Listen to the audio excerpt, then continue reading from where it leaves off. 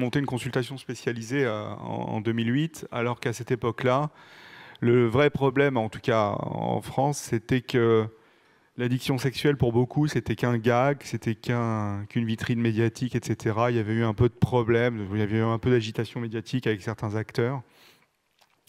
Et à l'époque, les patients qui venaient pour des problèmes liés à une hypersexualité pathologique. Et on a décidé à ce moment-là de monter une consultation très, très spécialisée. Donc, je vais commencer un peu par du cerveau, en fait. C'est pour vous dire que, et ça on le sait, que le sexe fait partie des récompenses naturelles au même titre que manger et boire, vous le savez, et qu'il active dans le cerveau 4 types de circuits. Il active le circuit de la récompense, il active le circuit de la mémoire et de l'apprentissage, de la motivation et du contrôle inhibiteur. Et ça, c'est en situation, on va dire, de récompense naturelle. Et la littérature a montré également que quand vous aimez passionnément une musique, moi c'est le heavy metal, quand vous aimez ça fortement, ça active le même type de circuit. Et quand vous aimez passionnément quelqu'un, le sentiment amoureux fort, ça active aussi ce type de ces 4 circuits-là. Et quand on est addict, on voit avec les données d'imagerie cérébrale que les circuits vont être désynchronisés. Ça veut dire quoi? Ça veut dire qu'on va avoir récompense et mémoire apprentissage d'un côté, la motivation qui va être isolée, et le contrôle inhibiteur qui va être isolé. C'est-à-dire qu'on n'a plus cliniquement, plus de motivation, puisque le circuit dysfonctionne, plus de contrôle, donc le circuit dysfonctionne et le contrôle c'est le plus important, et on va avoir que de la récompense immédiate. Donc on comprend bien que les addicts finalement vont fonctionner en perte de motivation, perte de contrôle, et rechercher toujours ces récompenses associées à des phénomènes d'apprentissage qui sont qu'au départ, prendre des drogues ou avoir des comportements de consommation sans substance, eh ben, ça peut devenir addictogène. Et on a exploré finalement, en imagerie cérébrale, on a exploré la vision de stimuli érotiques visuels. Je vous montrerai tous les types de stimuli après.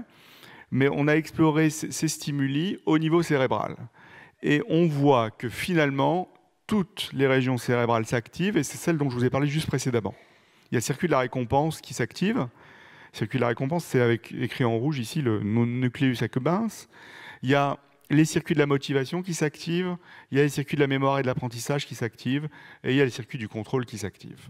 Donc on est dans un phénomène où on a une réponse cérébrale face à des stimuli, et notamment ici des stimuli érotiques. Et pour rentrer toujours dans cette idée, je vais arrêter avec les cerveaux, ne vous inquiétez pas, mais pour rentrer dans la similarité avec l'addiction aux substances, quand on compare, première ligne, des sujets volontaires, on va dire sains, qui n'ont pas de consommation compulsive, à des usagers compulsifs de pornographie, vous voyez que, même sans être radiologue, vous voyez des différences entre les types d'images. Vous les voyez? Merci de participer. Donc, et ces anomalies-là, que vous voyez sur la ligne usage compulsif de pornographie, eh ben, c'est un dérèglement des circuits dont je vous ai parlé.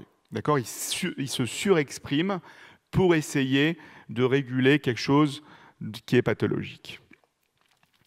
Et on ne devient pas addict comme ça, et on le sait, c'est l'interaction de différents facteurs, et ça c'est une diapositive qui est valable pour toutes les addictions.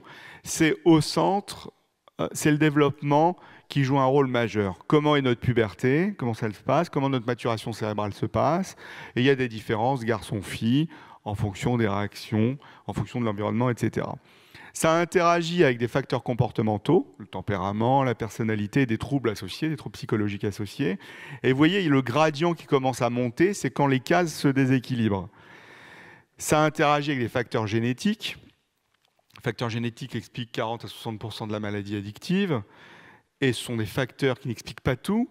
Et ça interagit surtout, et pour moi, l'addiction, c'est vraiment une maladie très liée à l'environnement, avec l'influence du groupe, avec le stress environnemental, et avec une disponibilité d'un substrat, d'un produit, d'un comportement. Et en l'occurrence, ce qui nous intéresse ici, c'est par exemple tout ce qui passe par les écrans, toute l'activité sexuelle en ligne. Ça interagit également avec les facteurs neurobiologiques. Et vous voyez que l'indicateur est au rouge maximal de risque quand tous ces facteurs sont déséquilibrés. Et ils interagissent tous ensemble. On ne peut pas en isoler un, dire que l'addiction est liée qu'à un seul type de facteur. Sur le plan épidémiologique, au niveau addiction sexuelle ou trouble hypersexuel, où il y a d'autres terminologies, mais on va utiliser ces deux terminologies pour cet exposé, On a une prévalence élevée à l'âge adulte jeune, en gros. Il y a un retard dans le traitement, dans la prise en charge des patients. Et en France, on n'a malheureusement aucune donnée épidémiologique ciblée. Quand on prend des données nord-américaines ou néo-zélandaises, on voit qu'il y a en gros 2 à 6% de la population touchée par des comportements sexuels excessifs. Et vous voyez, ou hypersexuels compulsifs. Et vous voyez que le mot addiction sexuelle n'apparaît pas dans cette littérature, parce que la terminologie addiction sexuelle n'a pas été retenue dans la classification américaine des maladies mentales. 3% des femmes sont touchées par le trouble hypersexuel, et elles seraient moins vulnérables à l'hypersexualité que les hommes, même si on voit en ce moment que le ratio quand même homme-femme a tendance à bouger et que les femmes viennent plus en consultation pour ce type de trouble-là depuis 2 ans maintenant, en tout cas dans notre centre. Donc le web joue un rôle majeur, Internet joue un rôle majeur, et vous voyez que 51% des femmes et 90% des hommes ont des activités sexuelles en ligne non pathologiques. L'activité sexuelle en ligne fait partie de la sexualité maintenant, et on a ce ratio-là, et je pense qu'il est sous-exprimé chez les femmes. Mais Internet joue un rôle majeur dans la surexpression de l'ensemble des troubles liés à la sexualité. Et l'industrie du sexe, c'est vraiment le principal moteur des addictions sexuelles. On le voit, la majorité des patients utilisent, entre autres, Internet à visée gratifiante immédiate. Donc on est dans la technologie rapide, avec une exposition massive à des millions d'images et de nouvelles expériences sexuelles. Je parle tout en légalité, je ne parlerai pas d'expériences sexuelles illégales. Et les sites sont faits pour absorber les visiteurs quotidiennement. Et vous voyez la dernière ligne de la diapo, j'aurais pu être représentant d'un centre commercial et vous parler de produits. On est dans du marketing total, avec de l'update, du gratuit, du payant et des offres promotionnelles. Tout est fait pour que le consommateur soit au maximum de sa gratification. Et c'est un vrai business avec plusieurs milliards de dollars. Et il y a même une vallée industrielle dédiée en Californie qui s'appelle la Porn Valley, où on produit du contenu pour les écrans, on produit du contenu en fonction des statistiques générées tous les mois. Quand vous vous connectez à un site X en streaming, il y a des stats qui sont générés par les mots-clés générés, et il y a toute une étude, on va dire, épidémiologique qui montre qu'il y a le type de connexion, combien de temps de connexion, etc. Alors la pornographie, je ne vais pas rentrer dans les détails, vous connaissez tout ça parfaitement, mais ça a évolué avec le temps. On est passé de la cassette vidéo, on va dire standard, au streaming avec plein de mots-clés. Et nous, quand on travaille avec ce type de patient, il faut être au courant de tout ce qui se passe, de tous ces mots-clés. Voilà, en gros, il faut être un peu au courant de l'évolution des choses sur le streaming. À une époque, il y avait le téléchargement illégal qui reste toujours présent, mais j'ai soigné des gens qui se sont retrouvés dans des boucles de téléchargement illégal. Et quand on télécharge quelque chose, on ne sait pas quel fichier on télécharge. Et il y en a qui se sont retrouvés dans des circuits pédopornographiques malgré eux. Tous les supports, les voici. Donc, de la revue, du film, du site, je vous ai mis des adresses. Il y a des jeux en ligne, comme des jeux de chevalier, mais vous êtes acteur dans une orgie. Il y a des webcams gratuites, payantes. Il y a la prostitution maintenant qui s'est un peu délocalisée sur le web. On commande plutôt une activité sexuelle par Internet. Vous avez aussi les classiques clubs. Et vous avez même des formules all-inclusive d'hôtels avec des programmes sexuels qui s'appellent les sexodromes. Au lieu d'aller au Club Med une semaine, vous allez dans un sexodrome. Je vous filerai les adresses si ça vous intéresse. Mais il y a des sexodromes avec des programmes sexuels. Donc c'est des hôtels pour adultes. Et il y a une délocalisation, bien évidemment, sur le sexting, s'envoyer des SMS, etc., et sur les réseaux sociaux. Même si Facebook, par exemple, contrôle, il y a quand même tout un échange de micro-cheating, etc., c'est-à-dire une conversation érotique via la messagerie. Alors, comme dans toute pathologie, on essaye de trouver des facteurs étiologiques. Alors, s'il y a des hypothèses étiologiques aux addictions sexuelles, il y a la première hypothèse, c'est la lésion cérébrale minime. Mais on sait que par analogie, quand on a une atteinte du lobe frontal en avant, on est plutôt désinhibé. Et quand on a une atteinte du lobe temporal, on a plutôt des conduites sexuelles excessives. Donc on peut imaginer on peut poser l'hypothèse en tout cas qu'il y aurait peut-être des micro-atteintes frontotemporales chez certains types de patients qui ont une addiction sexuelle. Il y a l'hypothèse neuropharmacologique aussi qui est mise en avant, avec clairement un désordre de l'axe du stress. Ça, c'est super bien démontré. Et il y a des anomalies de taux de sérotonine aussi. Et nous, en pratique clinique, on va utiliser, hors indication officielle, des médicaments à action sérotoninergique. Il y a aussi tout un tas d'études génétiques. Alors, c'est compliqué, ces études génétiques, parce que, à part la notion d'antécédents familiaux d'addiction, pas que sexuels, les autres études n'ont pas été répliquées. Il y a eu des études entre des variants génétiques de récepteurs et l'âge du premier rapport sexuel. Il y a eu également, je ne l'ai pas en diapo là, mais il y a eu des études génétiques sur des variants génétiques de récepteurs et l'infidélité. Et le problème, c'est qu'on ne peut pas trop dire que l'infidélité est une maladie génétique, c'était compliqué et ce n'était pas répliqué. Alors, il y a le problème de la terminologie. Voilà les 3 types de terminologie actuellement utilisés. Le trouble hypersexualité, c'était ce qui devait figurer dans la classification des maladies mentales américaines. Le trouble sexuel compulsif, peut-être dans la prochaine classification de l'OMS. Et l'addiction sexuelle, qui reste toujours une terminologie d'actualité. Alors, l'addiction sexuelle, quand on la démembre, si vous voulez, on est dans un système de croyances avec des cognitions complètement erronées et ça déclenche un cycle addictif. Donc, cognition erronée, système de croyances, une émotion positive, négative va enclencher différents types de pensées et on va déclencher son cycle avec une incapacité à gérer les choses. Et le cycle, si vous voulez, il est toujours stéréotypé, il y a 4 étapes. Il y a des préoccupations sexuelles obsédantes. Quand on interroge les patients, ils disent toujours la même chose. Il y a des préoccupations sexuelles obsédantes, des rituels. Je vais par exemple, après avoir eu ces préoccupations, je les ai encore, je vais sur mon ordinateur chercher l'image ultime et je peux rester des heures et des heures et des heures en streaming. J'ai un comportement compulsif à chercher l'image ou le mot-clé avec l'image associée. Et une fois que je suis passé à l'acte, c'est-à-dire que orgasme avec éjaculation, sans éjaculation, peu importe, il y a toujours la même triade, le désespoir, la honte et la culpabilité qui tournent en boucle avec un arrêt. Une phase, on va dire, où on se dit « Ok, j'arrête, c'est bon, j'arrête », jusqu'à la prochaine émotion négative ou positive qui redéclenche les choses. Et cliniquement, qu'est-ce qu'on retrouve ? Je vous ai mis en jaune 3 choses importantes. On retrouve un filtre sexuel. Les patients et les patientes sont parasités par des images érotiques ou pornographiques. Il y a une perte de contrôle et une perte de temps et chez certains une perte d'argent. Et l'addiction sexuelle est liée à plusieurs activités sexuelles. On peut faire de la webcam, du porno en streaming, on peut faire du sexting, on peut faire tout en même temps en fait. D'accord ? Dans les critères cliniques, il y avait la notion du nombre d'orgasmes par jour. Ce n'est pas un critère clinique suffisant.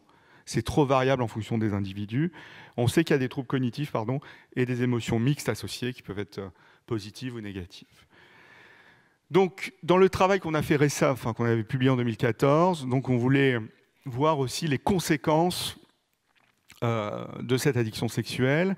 Donc on est dans la construction d'une vie parallèle sexuelle avec la peur d'être découvert. On se met à risque quand on est actif et on met d'abord, c'est des conséquences d'abord sociales avant psychologiques et physiques, même si elles arrivent plutôt assez rapidement.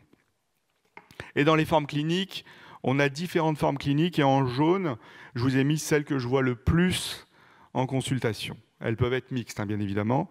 C'est de la masturbation compulsive, N fois par jour. Il n'y a pas de norme, parce qu'il faut avoir le taux basal de masturbation des gens avant de dire que c'est compulsif ou pathologique. Il y a les relations sexuelles avec les adultes consentants en live ou en virtuel. Des activités sexuelles en ligne prédominantes. Il y a le 06 sexe, l'utilisation uniquement du smartphone pour faire tout ça. Et après, vous avez différentes formes, bien évidemment, avec les relations sexuelles compulsives, que de la pornographie sous tous ces modes, où vous avez aussi des cas, c'est plutôt rare, mais ça arrive, que de séduction compulsive, sans passage à l'acte sexuel.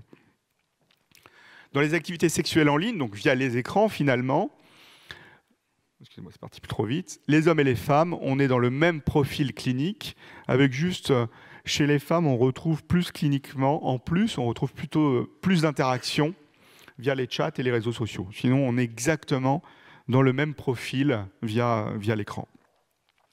Il faut rechercher les comorbidités psychiatriques et addictives associées, et on voit bien au sommet des comorbidités, des troubles de l'humeur et des troubles anxieux. Et on a également des troubles addictifs qui s'installent progressivement, des addictions à des substances. Et moi, j'utilise ce modèle de fusion pour bien délimiter les problèmes. Vous avez différents types de fusions addictives. Vous avez ce qu'on appelle le phénomène de binge, donc l'addiction sexuelle est au centre, et à côté, il y a du binge drinking ou du binge gambling, enfin peu importe le binge.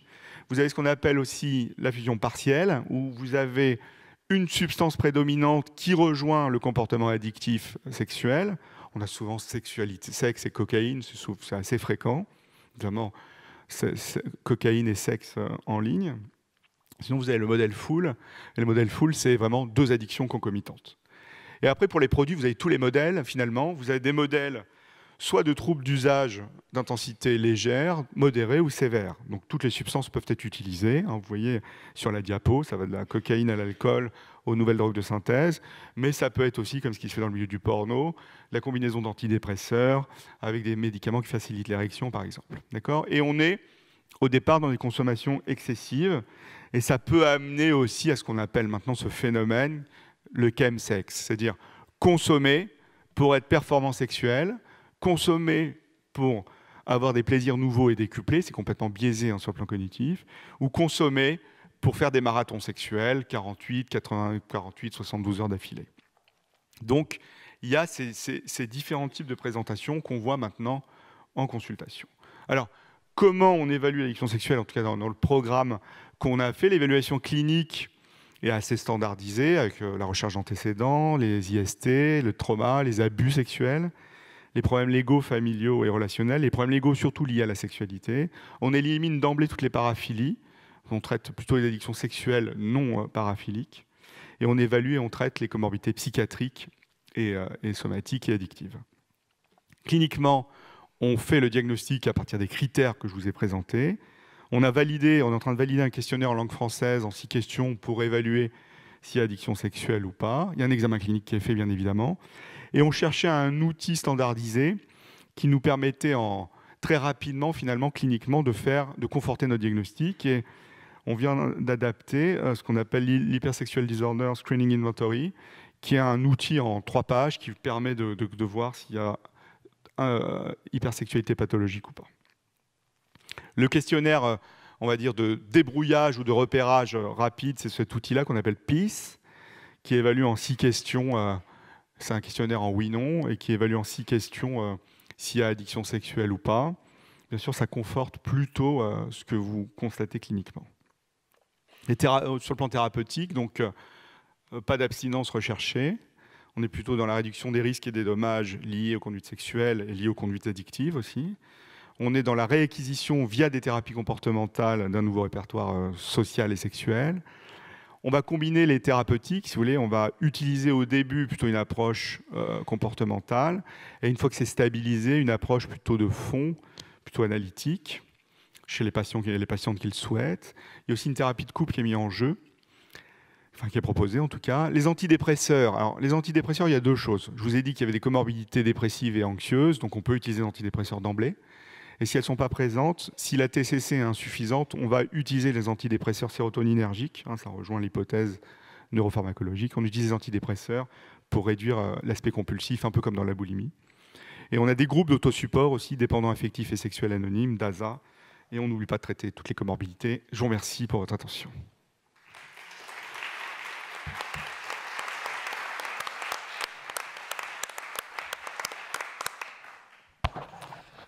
Je remercie le docteur Carilla pour cette intervention. Et donc, comme je l'avais dit juste avant le début, donc nous allons prendre maintenant un petit moment de discussion. Et je voudrais demander, est-ce que les autres intervenants souhaiteraient réagir ou poser une question au docteur Carilla? J'ai beaucoup apprécié votre intervention. Je suis un tout petit peu méfiant d'associer les femmes et les hommes dans la même pratique clinique. J'ai le sentiment que pour les femmes, on est beaucoup plus dans l'hyperséduction, dans les vérifications compulsives de la féminité, des atouts de la féminité, toujours labile, toujours fragile. Pour les hommes, c'est certainement autre chose. Et donc, je ne suis pas... Dans mon expérience clinique et dans mes lectures, je n'ai pas vu beaucoup de femmes par exemple, être des rechercheuses compulsives de l'orgasme, contrairement aux hommes. Il y a le shoot orgastique est la quête majeure de la plupart de ces hommes, après éventuellement des heures et des heures pour faire monter la pression, tandis que chez les femmes, ce n'est pas l'orgasme, et beaucoup de femmes qui ont des conduites apparentées à une hypersexualité me disent en fait, au moment de passer au lit, c'est le moment qui m'intéresse le moins. C'est de voir la flamme qui s'allume dans le regard de l'autre qui m'intéresse. Est-ce que vous partagez cette... Oui, je partage partiellement, vous avez tout à fait raison. Mais là, je vois arriver des femmes, plutôt des jeunes femmes, qui ont des comportements exactement identiques aux hommes. C'est-à-dire du streaming massif sur les sites pornographiques, seules, à se masturber, à chercher des images, à chercher l'image ultime, en fait, des images ultimes, avec des thématiques qui sont différentes des hommes, mais finalement, bon, ça se rapproche un peu, avec toujours l'utilisation de même type de mots-clés, de même type de sites porno, et je vois qu'elles ont aussi des multiples activités. La différence vraiment, moi, que je vois entre les hommes et les femmes sur l'activité sexuelle en ligne pathologique, c'est vraiment, il y a cette recherche d'interaction, comme vous le soulignez, où il y a ce côté hyper-séduction qui est un peu mis en avant, mais je vois des profils en ce moment quasi identiques aux hommes, quoi. Donc l'égalité homme-femme progresse. Ah, exactement. Moi, je pense que la sexualité des hommes et des femmes est la même, en plus. Merci.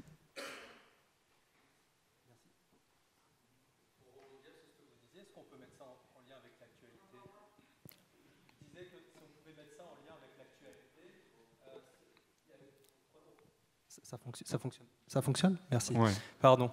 Je disais, pour rebondir, est-ce qu'on peut mettre ça en lien avec l'actualité, avec Balance ton port, MeToo, tout ça, avec ce changement de comportement chez les femmes et chez les hommes? Est-ce que cliniquement, en consultation, est-ce qu'il y a des références à ça au niveau de la culpabilité, les choses comme ça? Je ne sais pas.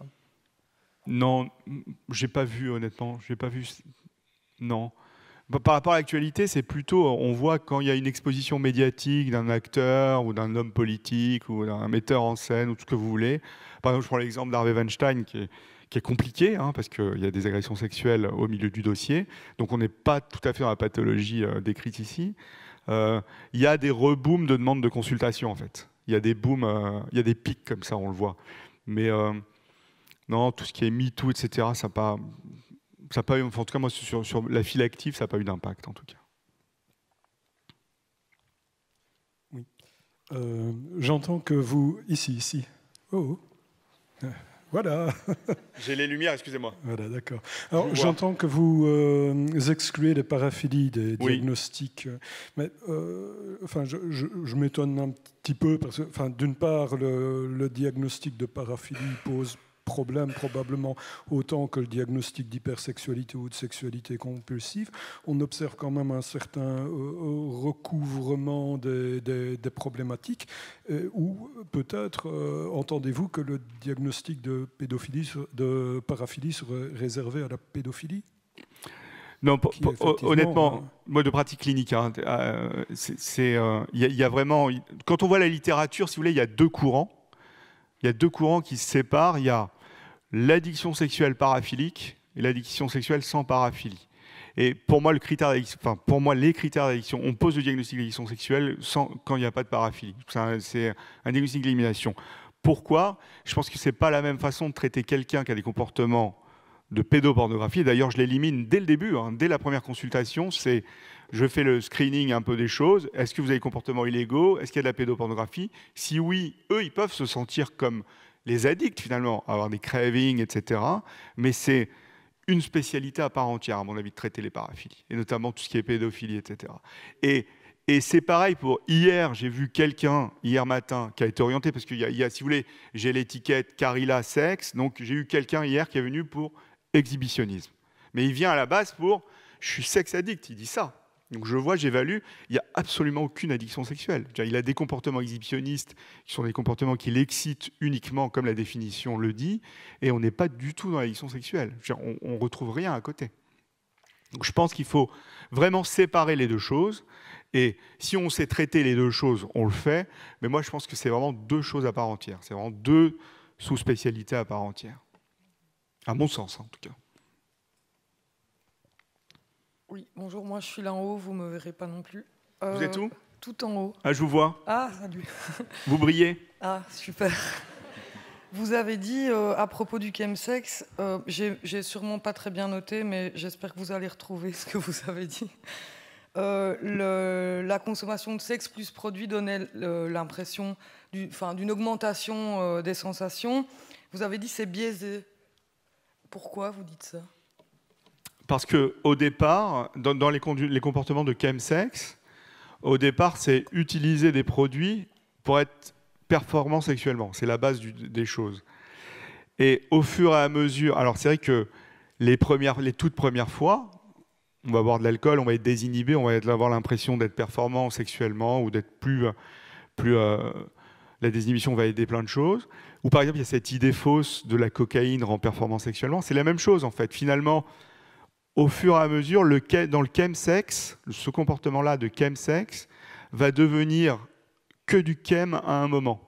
On le voit bien. Et on le voit notamment avec les pratiques d'injection intraveineuse.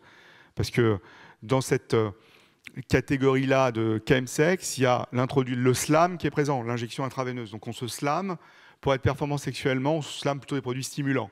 Donc au départ, quand on fait des parties chemsex, il y a de la musique, des drogues et du sexe. C'est ça à la base. Et il y a des gens dans la salle, il y a des gens dans la fête qui savent injecter. Donc ils s'injectent, eux, pour être performants, et ils vont commencer à injecter les gens. Et en fait, ces parties-là se recommencent, et on voit au fur et à mesure du temps qu'il n'y a plus aucun plaisir, ni d'envie de musique, ni d'envie de sexe. On se retrouve dans des parties chemsex, où chacun de son côté se prend des produits, et c'est tout. C'est ça que je voulais dire. Je vous remercie. Éventuellement une toute dernière question. Oui. Là.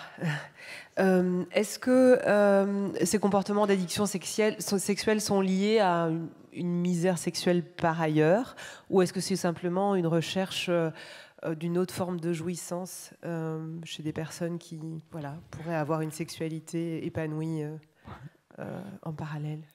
Il y a un peu de tout, mais vous avez vu, je vous ai présenté avec les facteurs, les cases bleues, là, tous les facteurs de vulnérabilité. En fait, c'est ces facteurs de vulnérabilité-là qui font que la personne va être vulnérable à l'addiction sexuelle, en fait.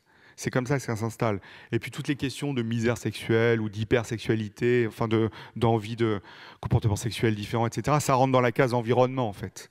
Mais ça n'explique pas tout, en fait. Vraiment, on devient addict avec le déséquilibre de tous les facteurs, en fait.